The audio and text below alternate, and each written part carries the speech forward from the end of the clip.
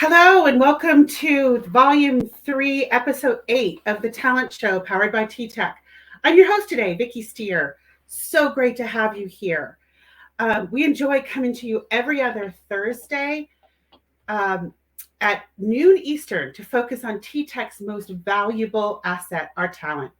The people who bring the skills, the drive, and the life to TTEC. After all, people are the heart of the TTEC human experience elevated. I'd love to hear a little bit from you by putting in the chat today where you're coming from. Drop us a message. Love to hear where you're coming from. I'm from Denver, Colorado, actually Aurora, Colorado. I live about 15 minutes away from our global corporate headquarters here in Inglewood, Colorado. But we are a global organization. We have 60,000 of your closest and dearest friends that work with us across the globe. Would love to share. TTEC recently released our first ESG report. ESG stands for three words: environmental, social, and governance. And we're very proud that TTEC, that the NASDAQ chose to highlight the milestone on Times Square recently in New York City. The report is just the beginning. We're on a journey. Honestly, we are on a journey to continuously improve our company's efforts to be socially responsible. So environmental is certainly the topic of today, but social is about just being a good corporate citizen, and governance is ensuring that we are being aware and protecting things like your personal information, your being data secure, other things like that. So we're particularly interested in that. In addition to the theme of this week's show, embracing and celebrating Earth Day happening tomorrow, the month of April is an exciting one here at TTEC as we continue to recognize diversity, health and wellness. Did you know that April recognizes and advocates for Arab American Heritage Month? It's also National Autism Awareness Month and National Parkinson's Awareness Month.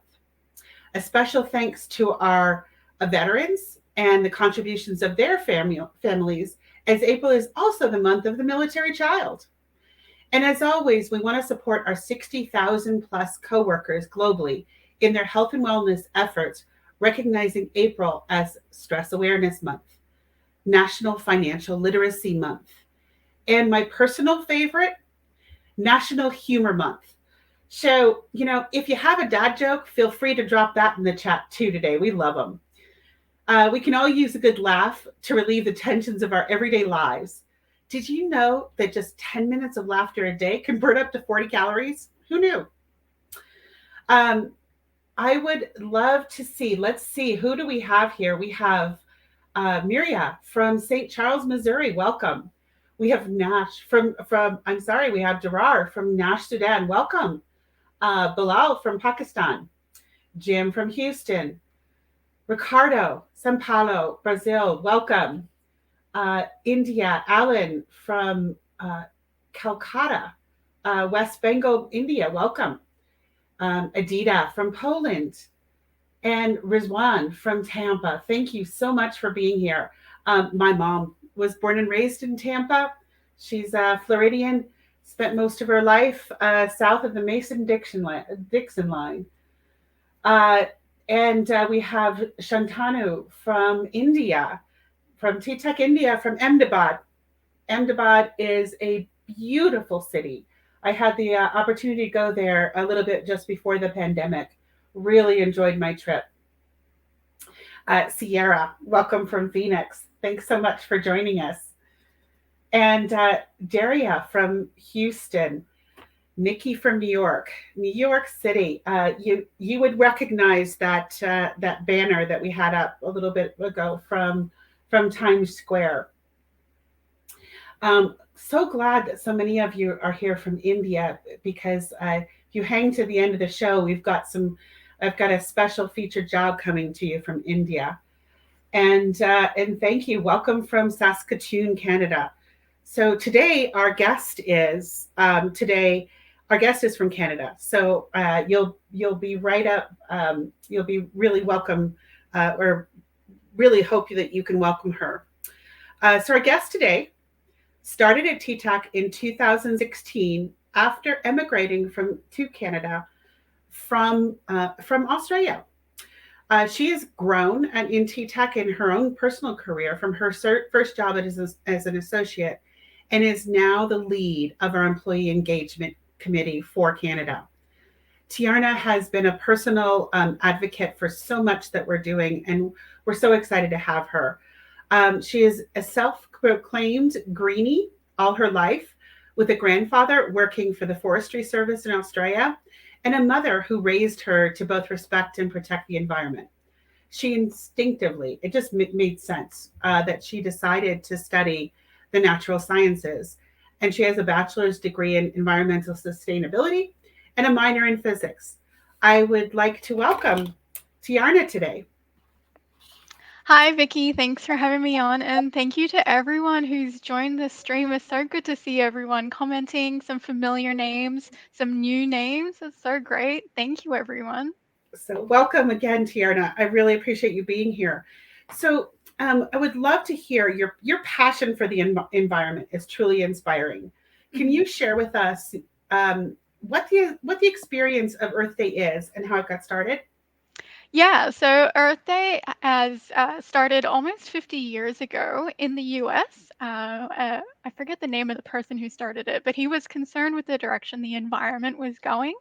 So he started Earth Day at a university. It was initially just at the university he worked at. And then the year after, they launched it nationally, and it has grown globally ever since. Earth Day started being celebrated in Canada in the 90s, actually, as well. And it's just grown so much. Earth Day and the initiatives it has started is responsible for so many of our new environmental laws that have come into place in the last 50 years. So this year is officially the 52nd anniversary of Earth Day, and we're so excited to see all of the different things that people around the world are going to be doing to celebrate Earth Day, not just globally for everyone, but also globally for what we're doing at TTEC as well.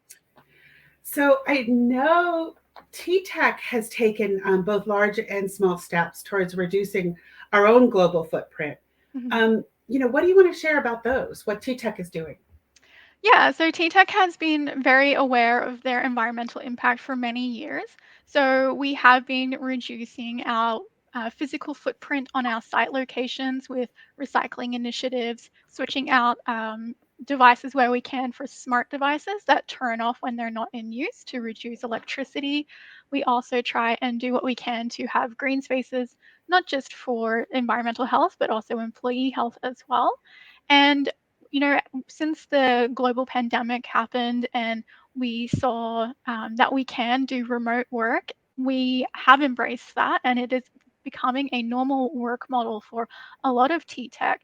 And for those who don't know, working from home and remote work it helps the environment as well by reducing your emissions through commuting. So if you're not commuting by car anymore or whatever your mode of transport is, that is reducing that. And we did see globally a reduction in those types of emissions once we went to home. And we're really excited that we are happy to embrace this as a normal model moving forward. We also recently, in every one of our sites, and we've done this for a couple of years, we embraced Earth Hour, which Mhm. just means we shut off the lights for an entire hour across the globe for every one of our sites. So it was a small impact, but it has, each of those small impacts grow larger. So I know you're also part of the employee engagement committee globally. So I just wanted to share a few other pieces that were sent to me by other members of your employee engagement community about things that they're doing locally in some of our sites. So, for instance, today in Kalispell, they're volunteering their time with the Parks and Recs department to plant trees. Uh, in McAllen, they're completely cleaning up a local park, and so they've adopted this park. They're completely going through the entire. When you bring our let's just say our small army of people, doesn't take very long to come in and clean up a whole park. In Guadalajara, employees are being sent, those that choose to participate are being sent um, a terrarium kit, and they're doing a virtual group engagement activity to build their own terrariums for their homes. In Morgantown, again, they are cleaning up a community project at Decker's Creek where they'll volunteer, and they're paying for lunch to go for the group afterwards. Um, they're, in Oklahoma, I'm sorry, in Hopkinsville, they've coordinated with the Hopkinsville Beautification Project. So they're doing both litter pickup and planting spring flowers. So, why not? It's a great day to get outside, plant something, get excited. I know here in Colorado, it's a sunny day. So I'm going to get outside myself and see if I can just bring my own trash bag with me on a walk and pick up as much trash as I can do. And So go ahead. I just wanted to add that a lot of these actions can feel like a small thing, but they really have a lot of downstream impact. Like planting flowers, really helps our bee population, and our bee population is so important for our food Oh my supply. gosh, Cleaning parks, all that trash that is in the park can end up in our waterways, which, is really dangerous for our aquatic wildlife. So these small things that you're doing have a really big impact downstream to the environment. So please just pick one, join in. I'm really excited for the terrarium project. I think that's really amazing. yeah, it's really. I if I had known about it, I just said, can I be adopted by Guadalajara? I want one. Hmm. So, you previously on another call that we talked about, you shared something that I thought was just really impactful. Was the 7 R's? Can you share what the 7 R's are, and some of the simple things that each of us can do, in addition to some of the things that our groups are doing, that can make each of us more environmentally friendly? Yeah, I love the 7 R's. So many of us may be familiar with the 3 R's: reduce, reuse, and recycle. These are the 3 R's that environmental organizations have been sharing and educating us with for the past 30 years at least. And they have made a huge impact to our lives. And I think we are ready for the next step. We are ready for the next challenge. And so I would like to introduce the 7 R's to you. Now, some of these do include the 3 R's that we already use because they are great, they are impactful. But let's get started. So the first R is to rethink. So this is the first thing that you should be doing when you're considering bringing a new item into your life is rethinking. Do I need this? Is there another way that I can get this? Um, whether that's through getting a secondhand item, or maybe you can use something you've already got, which we bring up again later. Refusing. So the best way I can describe this is, let's say you're at a grocery store and they're offering out free samples of something. If you're genuinely not interested in that, just refuse that, because if it's not something that you want, not something that you'll use, taking that is contributing to the creation of resources that aren't being used. And it's just a small thing. Saying no can make a big difference. Reducing. So this one's hard. And I'll bring up the grocery store again because reducing is sometimes not taking advantage of an offer. I know we often see those buy two for the price of one or buy three for the price of two. But if you're not going to use all of those items before they go bad, then it's not a good deal for you. And it is um, not good for the environment to just be consuming more than we really need.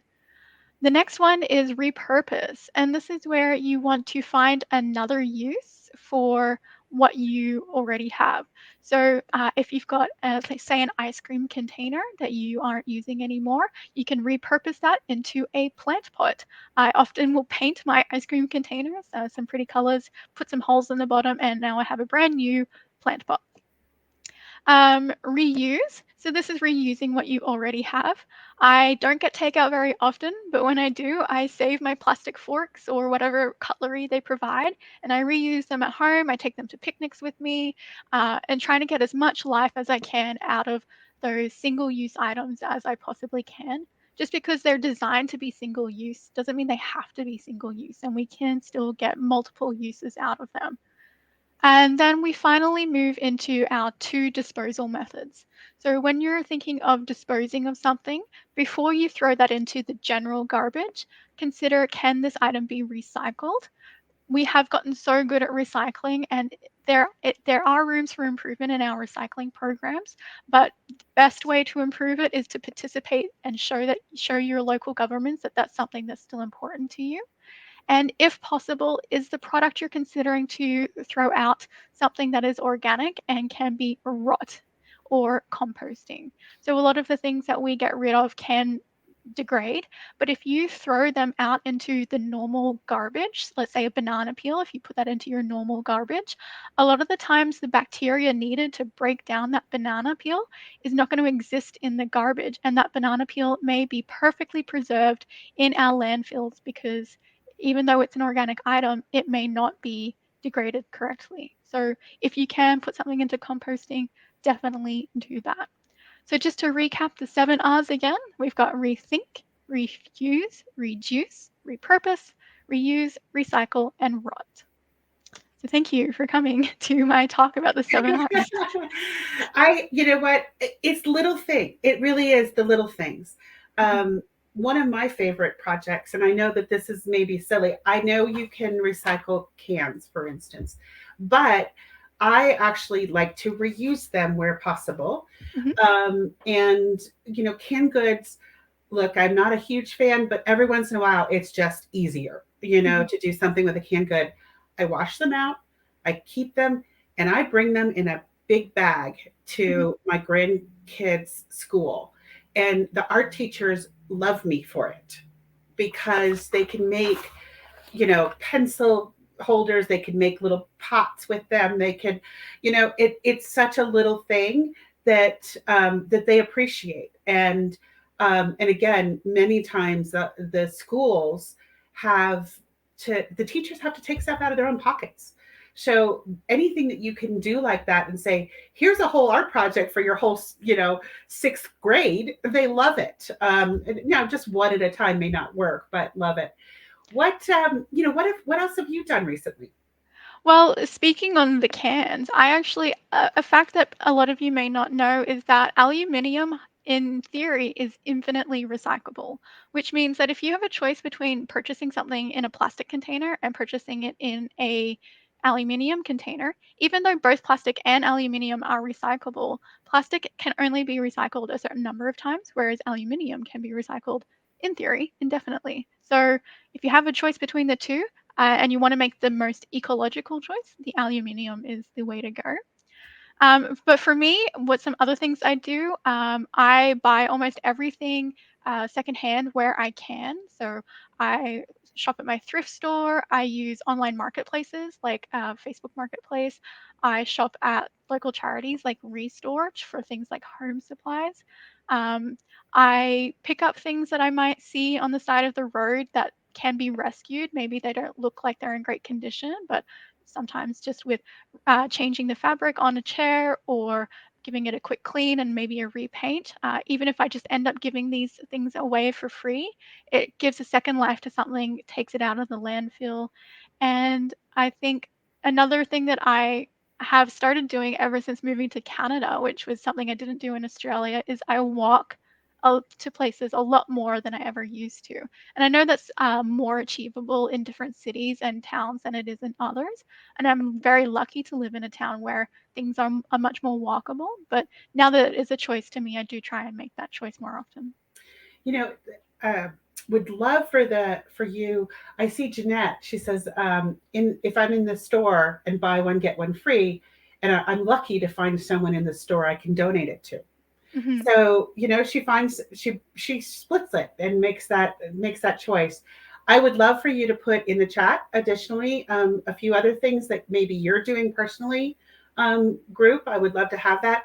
You just brought up the one, in we can make these small impacts ourselves, but remember to think about these as well for your own. If you're with TTEC, what else can we do locally Mhm. that would help? We're open to those ideas all the time. And also, if you're not with TTEC right now, think about that for your own employer.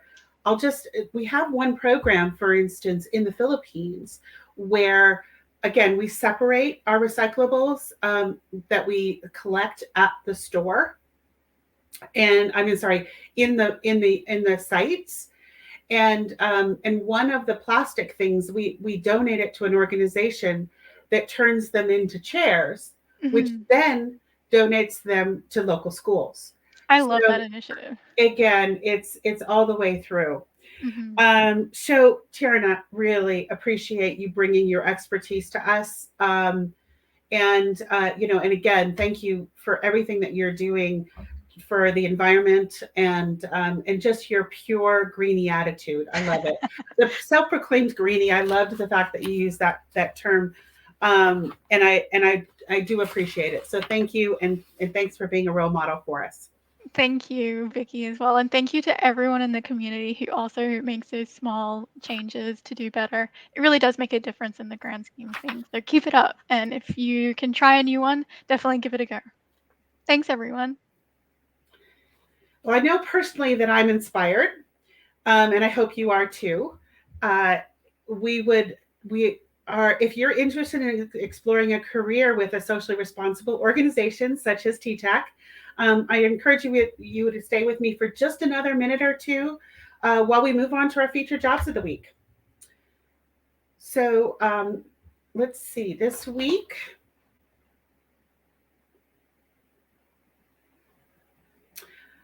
we're going to be doing we're featuring in Canada. We have remote work in Canada. Nearly all of our work today is remote.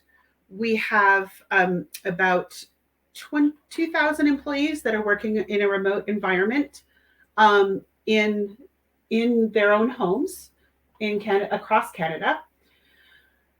Um, the I will bring you over to ttechjobs.com now to share with you how to get to this job. So forgive me for a second. Um,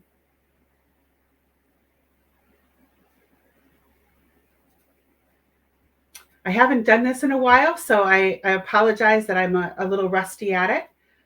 But let me bring you over to, and I'm sharing my screen now.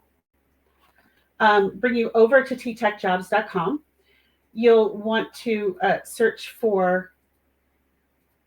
You can get to it in multiple different ways on TTEC Jobs. You can go to work from home and see our jobs there. This talks about the work at home environment, where you can go throughout the world. We have remote opportunities, and we can search for just the word remote. We can search for bilingual, and we can search in Canada.